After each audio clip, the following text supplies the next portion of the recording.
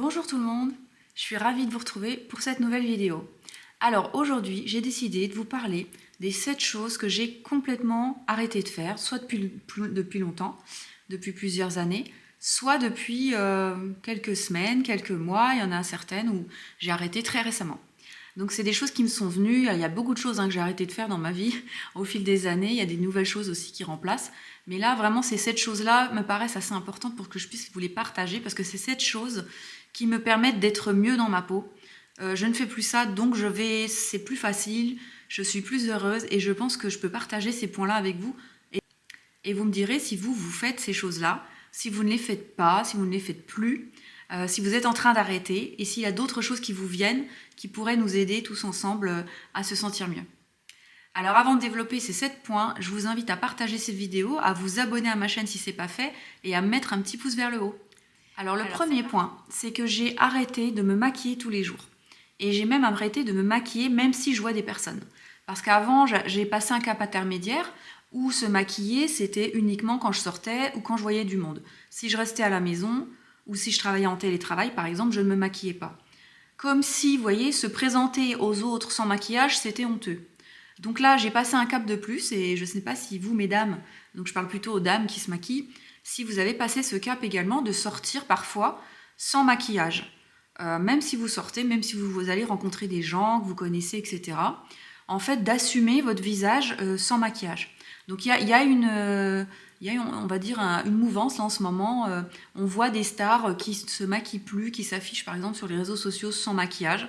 Je pense à par exemple Pamela Anderson, j'ai vu il n'y a pas longtemps, a enlevé toutes les photos où elle était maquillée sur son compte, où elle a arrêté de se maquiller. Donc on voit des photos où vraiment elle est absolument pas maquillée. Il y a de plus en plus de stars ou de vedettes voilà, qui s'affichent comme ça. Ça permet un petit peu, c'est vrai, je trouve, d'assumer un petit peu plus son visage. Alors pourtant, j'ai beaucoup plus besoin de maquillage, on va dire qu'il y a quelques années. Et il y a quelques années, je me maquillais beaucoup plus. Donc maintenant, j'assume que mon visage, il est des rides, que des fois j'ai des poches sous les yeux, que les traits voilà, sont parfois tirés. C'est comme ça, j'ai pas envie tout le temps de me maquiller. Ça prend du temps, ça prend de l'énergie, parfois j'en ai plus justement, et j'ai pas envie de rajouter cette étape-là dans ma routine. Par contre, je fais tout le temps ma routine de soins de peau pour me sentir bien, c'est-à-dire ne pas me sentir la peau qui tire, vous voyez, sentir quand même que je me suis occupée de moi, donc plutôt du self-care, mais la partie maquillage, c'est pas forcément du self-care pour moi, c'est plus comme si je mettais des bijoux, comme si je voulais jouer avec des couleurs. Moi j'adore me maquiller, j'ai plein de maquillage, mais c'est vraiment un plaisir pour moi de le faire. Par contre, quand je le fais, je veux que ça reste un plaisir, je veux pas m'obliger à le faire, que ça soit un truc obligatoire dans ma vie. Si j'ai pas envie de le faire, je le fais pas, je gagne ce temps-là pour autre chose. Donc voilà, vous, où vous en êtes par rapport à ça, mesdames? Est-ce que vous vous maquillez tout le temps, au moins un minimum quand vous sortez, ou vous arrivez à aller faire vos courses, à aller chez le boulanger, peu importe, à aller chercher vos enfants à l'école, sans maquillage? Peut-être que vous vous maquillez jamais d'ailleurs depuis plein d'années, et puis ça vous va très bien. Donc dites-moi en commentaire. Deuxième point, j'ai complètement arrêté de me peser. Alors, le poids, pour moi, ça n'a jamais été honnêtement un problème. J'ai jamais grossi ou maigri. Je suis toujours stable, en fait, depuis toujours. À quelques kilos près, j'ai vraiment pas de... Voilà, donc je me suis jamais vraiment pesée. Mais quand même, je me pesais régulièrement pour voir. Puis des fois, je voyais que je prenais 1 kilo, 2 kilos, et ça m'énervait un peu. Donc je faisais un petit peu attention les jours qui arrivaient, etc. Ou alors au contraire, j'avais envie de grossir parce que je me trouvais trop mince et je voulais par exemple manger plus de protéines pour prendre du muscle et puis peser, voir si je prenais plus de muscle. En plus j'ai une balance qui pèse avec l'impédance, donc on peut voir un peu la masse graisseuse, la masse musculaire, etc. C'est plus ou moins juste, mais ça donne des données assez détaillées. Et donc à un moment je me pesais souvent pour voir si je prenais du muscle, si mon gras y perdait un petit peu, vous voyez, pendant le confinement, je faisais beaucoup de sport et je faisais ça. Et puis j'ai complètement arrêté, je sais pas, depuis 1 an. Je me pèse, je sais pas, 4 fois par an, quoi. Vraiment voir si j'ai quelque chose qui a vraiment bougé ou pas. Mais je me dis que se peser, finalement, ça a peu d'intérêt parce que déjà, le poids veut rien dire. Le poids, c'est juste un poids, ça dit pas justement votre quantité de gras, votre quantité de muscles. Donc vous pouvez peser moins, mais en fait être plus grasse parce que en fait, vous avez perdu des muscles. Donc ça n'a pas trop d'intérêt. Le poids comme ça tout seul, ça n'a même aucun intérêt. Je ne fais jamais de régime, donc je n'ai pas envie de voir où j'en suis. Et de toute façon, je le sens tout de suite dans mes vêtements. On le sent tout de suite dans son corps. En fait, quand on connaît bien son corps, on sait tout de suite si on a minci, grossi. Et peut-être que parfois plus gros, on se sent mieux. parce qu'on se sent plus énergique. Et puis c'est pas grave, les vêtements, on mettra des vêtements un peu moins serrés. Vous voyez, maintenant je pense plus que c'est les vêtements qui doivent s'adapter à notre corps que l'inverse. La taille a peu d'importance. Si vous vous sentez bien, vous avez l'impression que vous pouvez monter un escalier, vous n'êtes pas essoufflé, que vous arrivez à marcher, à faire vos séances de sport si vous en faites, que vous avez un bon teint, enfin je sais pas, il y a d'autres indicateurs physiques qui montrent qu'on est en bonne santé, que la silhouette est bien. Par exemple, si on se muscle, on a tendance à se redresser, donc la silhouette va être plus jolie. Donc je vais plutôt me regarder dans la glace en fait pour voir de quoi j'ai l'air. Si je suis toute maigre et toute bossue parce que j'ai plus de muscles et puis j'ai plus de fesses, etc. Pour moi, c'est pire que si j'ai perdu ou pris du poids. Donc le poids n'a pas vraiment d'importance globalement sur les silhouettes. Regardez plutôt votre silhouette, regardez votre état de forme, votre énergie que vous sentez à l'intérieur de vous. C'est ça qui est le plus important. S'affamer pour être mince, mais être fatigué tout le temps parce qu'on est crevé, parce qu'on mange pas assez, on n'a pas assez de calories dans notre corps, pas assez de carburant, c'est plus grave que de prendre 2 kilos, vous voyez. Donc voilà, après je dis ça parce que effectivement, je n'ai jamais eu vraiment de problème de poids. Je sais qu'il y a des gens qui ont des problèmes de poids et que là c'est important de se peser. Après, je sais que quand j'allais voir ma nutritionniste, elle me pesait pour voir si j'avais pas par exemple trop perdu de poids ou pas perdu de poids du tout. Parce qu'elle m'avait dit d'arrêter certaines graisses pour mon cholestérol. Et puis, c'était dans l'idée, c'était le cholestérol, mais c'était pas de perdre du gras. Donc, elle regardait justement si je me maintenais. Voilà, c'était plus ça. Donc, à vous de voir un peu votre objectif, mais en tout cas, se peser, comme je sais qu'il y a des gens qui se pèsent tous les matins ou tous les soirs. Ou voilà, c'est un peu, ça devient un peu obsessionnel. Donc ça, j'ai complètement arrêté. Troisième chose d'ailleurs, qui est en rapport avec l'alimentation, c'est que j'ai complètement arrêté le sucre blanc, quoi, le sucre raffiné blanc, vous savez, en poudre ou en morceaux. J'en ai même plus, je pense, à la maison. Je crois que j'ai des sucres en poudre pour les gâteaux, pour faire des gâteaux, mais c'est même pas du sucre blanc. En fait, j'ai complètement arrêté d'en mettre dans tout, d'en rajouter, en fait. Donc, bien sûr que je mange du sucre, hein, quand j'achète une pâtisserie, quand je mange un gâteau à la boulangerie, quand je mange des fruits, quand je mange, je sais pas, de la confiture, là-dedans, il y a du sucre. Je n'ai pas arrêté le sucre, j'ai juste arrêté le sucre blanc raffiné. Par exemple, j'en mets plus dans mon café, j'en mets plus dans mon thé. Si je mange un laitage, je rajoute pas de sucre, du fromage blanc ou je ne sais quoi. Donc vraiment, maintenant, je ne pourrais plus du tout en prendre parce que je trouve que ça me ferait bizarre de manger autant de sucre. Et moi, il faut dire que je suis passée quand même avant, il y a longtemps, mais peut-être il y a 10 ans, je buvais mon café avec 2 sucres. Un petit café comme ça, 2 sucres. Et je buvais plusieurs cafés par jour, à chaque fois avec 2 sucres. Vous vous rendez compte tout ce que je mangeais comme sucre. Et après, je suis passée à 1 sucre, je m'en rappelle. Après, je suis passée à 1,5 sucre. Et vous savez, les tout petits sucres, là. Et j'ai jamais pris, par contre, des trucs allégés. En fait, je mangeais du sucre, mais j'ai diminué petit à petit. Et en fait, l'effet que ça peut avoir sur vous, déjà sur votre prise de sang, parce que la glycémie, elle va être meilleure. Vous allez arrêter d'avoir des pics de glycémie aussi, à chaque fois que vous buvez un café. Vous aurez moins faim, justement, avec le café aussi. Et puis, surtout, moi, j'ai vu sur ma peau, au niveau de l'acné, au fil des années, en fait, j'ai fait plein de choses différentes, mais je pense que le sucre a bien amélioré au niveau de mon acné. Et puis, de manger du sucre comme ça tout le temps, c'est très inflammatoire, en fait. Donc, vous pouvez avoir mal aux articulations, vous pouvez avoir des soucis de digestion, vous pouvez avoir des grosses envies de manger, parce qu'en fait, vous faites un pic de glycémie, puis après, ça redescend. Du coup, 1 heure après, vous avez super faim. Donc, vous avez envie de grignoter. En fait, le sucre appelle le sucre. Vous pouvez avoir des problèmes de dents aussi, des caries.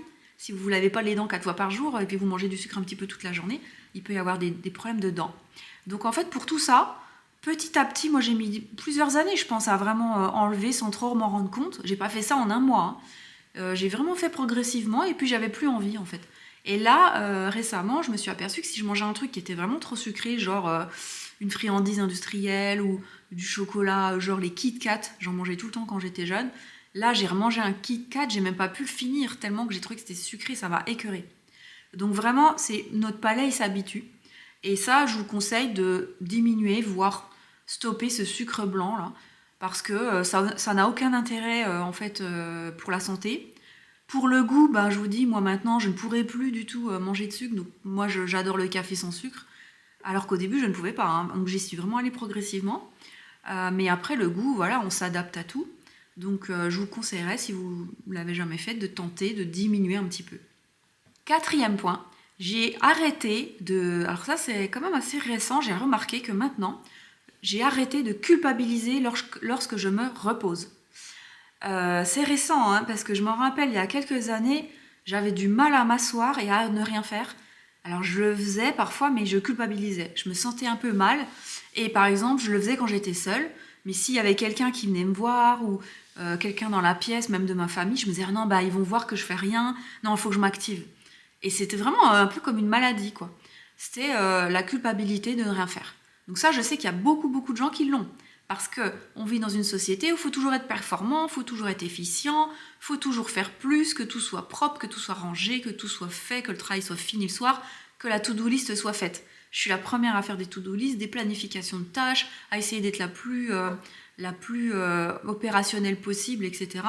Mais parfois, le compteur, il est à zéro au niveau de l'énergie et il faut juste se reposer.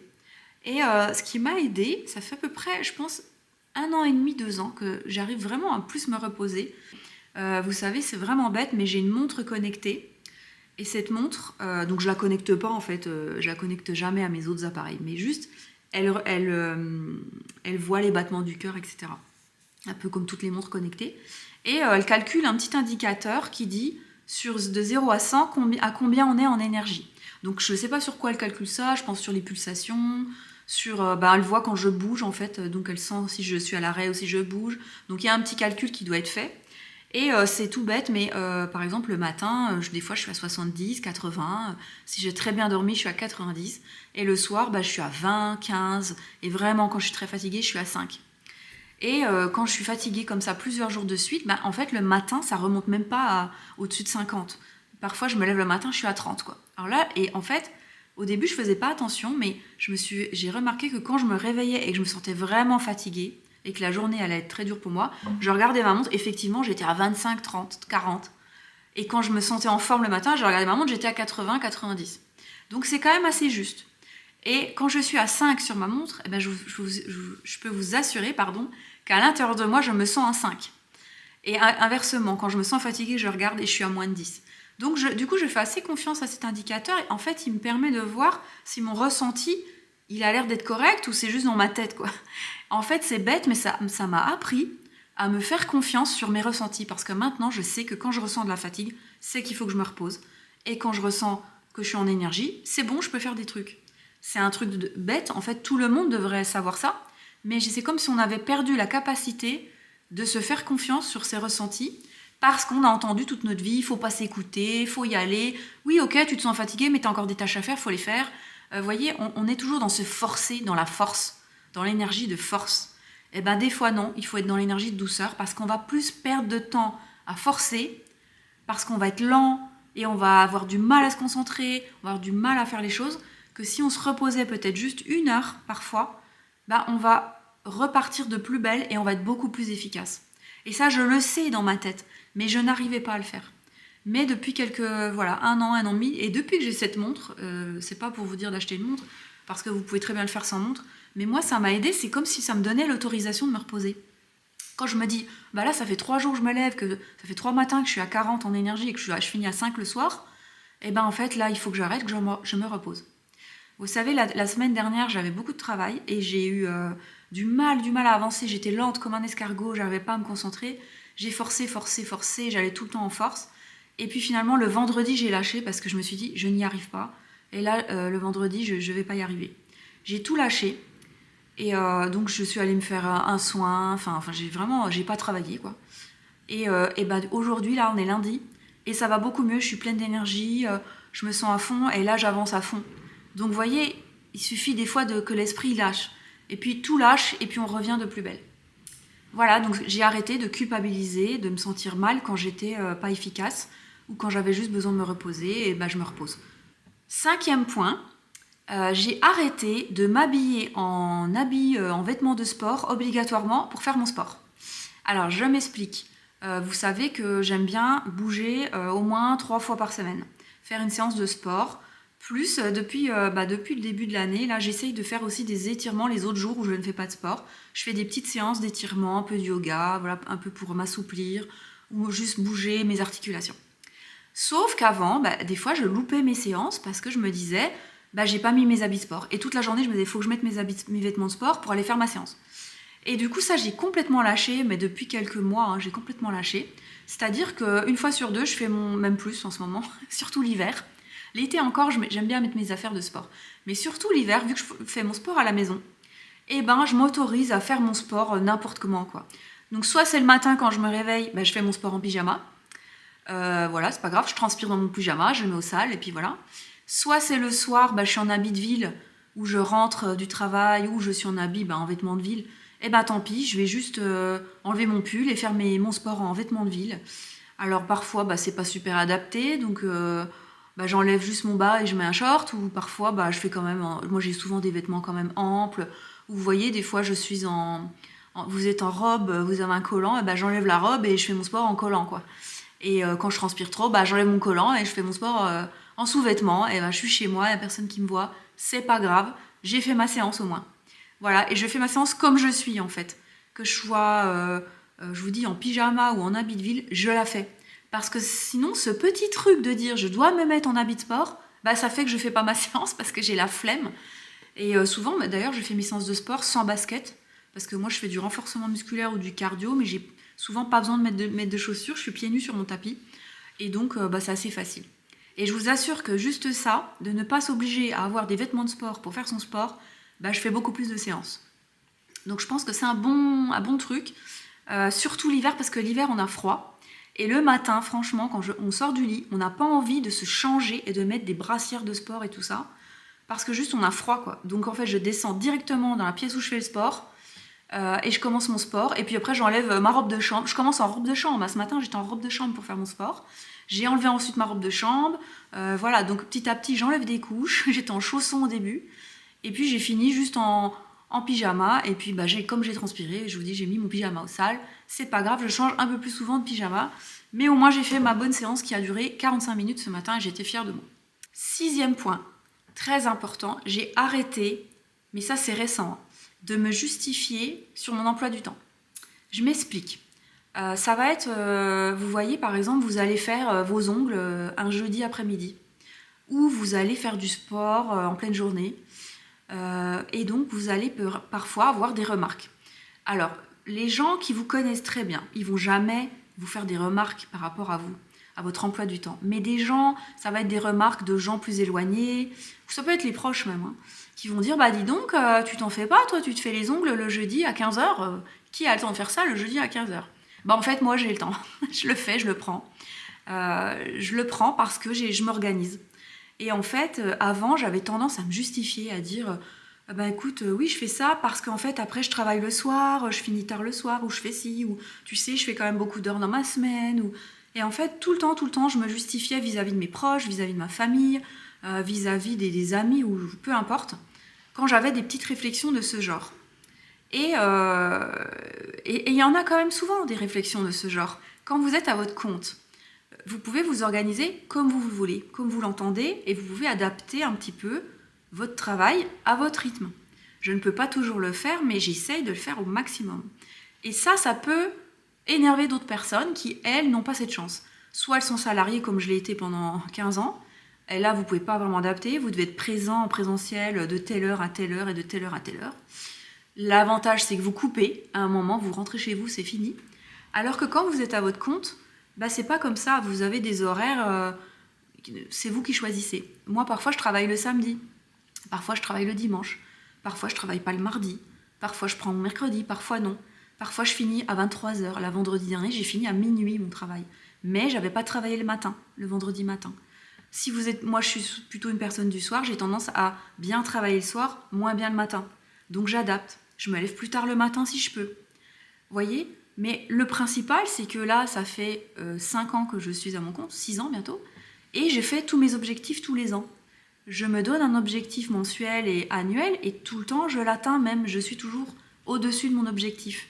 Donc moi, je suis ultra satisfaite, si vous voulez, de mes résultats. Que ça soit au niveau financier, au niveau de mon emploi du temps, je trouve que je suis satisfaite de ce que je fais. Je fais différentes activités en plus, et ça me nourrit, et franchement, plus les années passent, plus je suis satisfaite de mon organisation. Mais à chaque fois, j'ai l'impression, comme je travaille à la maison souvent, vous voyez, des gens passent, ils croient que vous êtes à la maison, vous ne travaillez pas. En fait, si, vous faites plein de choses, mais ils peuvent avoir l'impression que vous ne travaillez pas. Parce que ils arrivent, vous êtes en jogging et vous êtes tranquille dans votre salon, mais en fait, peut-être que vous êtes en train de travailler sur votre ordi ou voilà. Là, par exemple, je suis en train de faire une vidéo YouTube. Si quelqu'un vient, il va me dire, bah l'autre, elle a le temps de faire des vidéos YouTube comme ça en plein milieu de la journée. Eh ben oui, parce que je me suis organisée, je fais mes vidéos YouTube le lundi, en fin de matinée, c'est comme ça, en ce moment. Et ça ne veut pas dire que j'ai plein de temps le reste de ma journée, je fais d'autres choses. Et en fait, voilà, vous voyez, là, je me justifie encore. Donc c'est quelque chose qui est récent, j'ai compris que de toute façon, les gens autour de vous, ils ont toujours des choses à dire sur vous.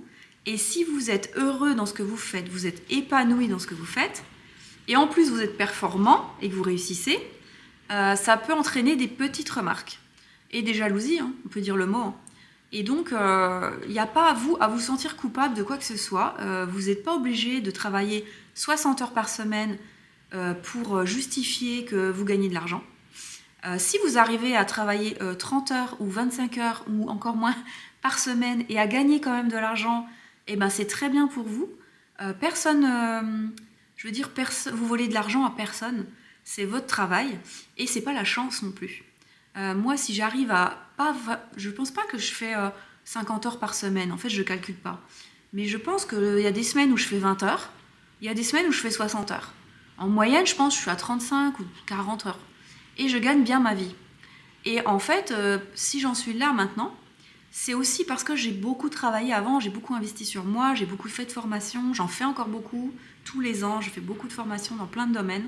C'est pas à vous d'être responsable de leur manque d'attrait pour leur travail ou du manque de leur frustration en fait.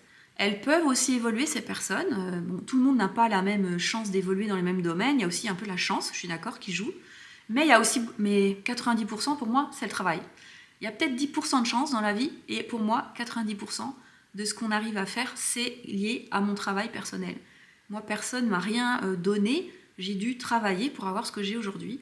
Et donc, à partir de 2024, je vais encore moins me justifier, voilà, c'était la dernière fois peut-être dans cette vidéo, pour ceux qui la verront, qui me connaissent, mais je vais encore moins me justifier de prendre des temps pour aller me faire les ongles le jeudi après-midi, ou pour aller en vacances, ou pour finir tôt mon travail, ou pour faire une grasse matinée quand j'ai envie. Voilà, peu importe. Je n'ai pas à me justifier et chacun organise sa vie comme il l'entend, comme il le peut et comme il le souhaite. Dernier point pour cette vidéo, j'ai arrêté de planifier tous mes week-ends. C'est-à-dire, je m'explique. Pour moi, c'est important quand même de planifier les grosses choses que j'ai envie de faire dans les week-ends. Par exemple, si je veux aller voir un spectacle, je peux pas le dire le samedi si c'est pour le samedi soir, il n'y aura plus de place.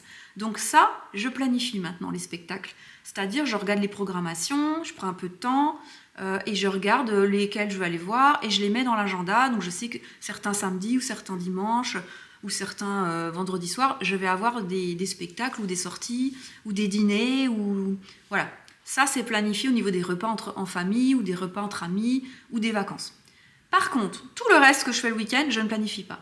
C'est-à-dire, je ne sais pas ce que je vais faire le matin, l'après-midi, est-ce que je vais aller en course, est-ce que je dois faire le ménage, est-ce que je dois faire mon sport, est-ce que, je ne sais pas, je vais aller marcher, Ça, je ne le planifie pas parce que, justement, moi, je planifie tout la semaine, tout à fond. Du lundi au vendredi, tout est planifié. Je vous ai déjà expliqué, j'ai mes cahiers, j'ai mes objectifs journaliers, j'ai de la planification presque à l'extrême. Donc, le week-end, j'ai envie qu'il y ait une différence et je n'ai pas envie d'avoir cette charge mentale de planification. Et c'est vrai que j'ai remarqué récemment que quand les gens me disent « Mais qu'est-ce que tu fais ce week-end ?» Souvent, je dis « Je ne sais pas. J'ai juste ça dimanche, par exemple, dimanche midi, mais tout le reste du week-end, je verrai. » Et maintenant que j'ai plus d'enfants qui ont 5 ans et qu'il faut que j'emmène partout le week-end, si vous voulez, c'est aussi plus facile. J'ai plus que moi quasiment à m'occuper, voir un petit peu parfois des activités sportives, mais très peu quoi. Et donc j'ai des week-ends assez libres et je peux planifier. Et ce qui fait que si je suis épuisée justement le vendredi soir parce que j'ai eu un gros déplacement, parce que j'ai beaucoup travaillé cette semaine-là, et ben le samedi je vais rien faire. Je vais me laisser en fait des plages libres. C'est d'avoir du temps libre le week-end non planifié, qui n'est pas rempli d'une tâche, pour justement décider ce que j'ai envie de faire. Ça ne veut pas dire que je vais rien faire du week-end, parce que parfois j'ai de l'énergie, donc je vais sortir et je vais aller, me balader, etc., faire un tour de vélo, peu importe. Mais parfois, si j'ai pas envie, en fait, je m'écoute. Je me dis là, j'ai envie de faire. Ça m'arrive, moi, de me lever à 10h du matin, de prendre mon petit déjeuner pendant 1h30, en pyjama, jusqu'à midi, et puis voilà, de regarder des vidéos sur YouTube en même temps, ou de discuter avec mes enfants pendant le petit déjeuner, et c'est pas grave, en fait, j'ai rien qui m'attend, j'ai pas de rendez-vous. Donc c'est pour ça que certaines fois, les rendez-vous chez le coiffeur ou des choses comme ça, je les prends en semaine. Comme ça c'est fait, et le week-end, je suis tranquille. Et oui, ça compresse un peu plus du coup mes journées de la semaine, et des fois, je dois travailler un petit peu plus tard le soir pour rattraper, on va dire, ce temps où je prends du temps des fois pour moi la semaine pour le coiffeur ou les ongles. Je n'y vais pas le samedi, parce que je veux des week-ends vides. Et la semaine, du coup, je prends ce temps-là, et je décale mes autres choses. Donc, je m'organise pour avoir du temps libre. Le temps libre, il vient pas comme ça. Il faut le prendre. Il faut laisser des plages libres dans votre agenda. Je sais que c'est pas facile, mais c'est pas parce que c'est pas facile qu'on n'y arrive pas. On est tous et toutes occupés dans tous nos métiers, dans tous nos vies de famille. On a tous plein de trucs. Il faut aussi arriver à dire non à des sollicitations, que ce soit des sollicitations, je sais pas, d'associations, de famille, des trucs d'amis. On peut pas être pris tout le temps, quoi. Il faut laisser des libertés à certains endroits ou certains week-ends au moins. J'ai des clients, par exemple, qui me disent un week-end sur 2, je ne planifie rien. Je n'arrive pas à rien planifier parce que j'ai quand même des obligations familiales, etc. Mais un week-end sur 2 ou un samedi sur 2, je me laisse à un samedi où c'est du vide et je verrai ce que je fais, quoi. Si j'ai envie, je ferai des trucs. Si j'ai pas envie, je ferai rien. Voilà, c'est de se laisser un espace dans sa tête pour que la charge mentale, elle puisse retomber de temps en temps, parce qu'on a tellement de to-do list à faire toute la semaine et de rendez-vous partout. On court partout tout le temps. Moi, je cours partout, j'ai l'impression. Je suis tout le temps en train de courir. Et le week-end, quitte à dire non à certains trucs, je veux avoir du temps libre, de l'espace dans ma tête et dans mon agenda, du coup. Voilà, donc c'était les 7 choses que je ne fais plus déjà en 2024. Pour certaines que je ne fais plus depuis des années, pour certaines que je ne vais plus faire ou que je commence à ne plus faire pour me sentir beaucoup mieux dans ma peau. J'espère que cette vidéo vous aura peut-être inspiré vous aussi pour arrêter certaines choses qui vous font en fait pas du bien, qui vous font du mal, on peut dire, pour arriver à plus suivre peut-être votre intuition, vos rythmes, vos envies, vous redonner de l'espace-temps, voilà, arrêter de se voir par rapport au regard des autres aussi. Vous voyez, tous les points que je viens de vous dire, ça touche le regard des autres, ça touche l'estime de soi, ça touche le respect de soi-même, de se sentir comment on est, en fait, de se respecter. Et du coup, quand on fait tout ça, ça aide à s'affirmer, à dire non aux autres, à dire stop, à dire rien des fois. Quand on n'a pas à se justifier, juste on se tait. Et puis on garde notre énergie, en fait, pour d'autres choses. Voilà, ça aide pour tout ça. Et voilà, j'espère que, en tout cas, cette vidéo vous plaira. Et je vous dis à bientôt pour une prochaine vidéo.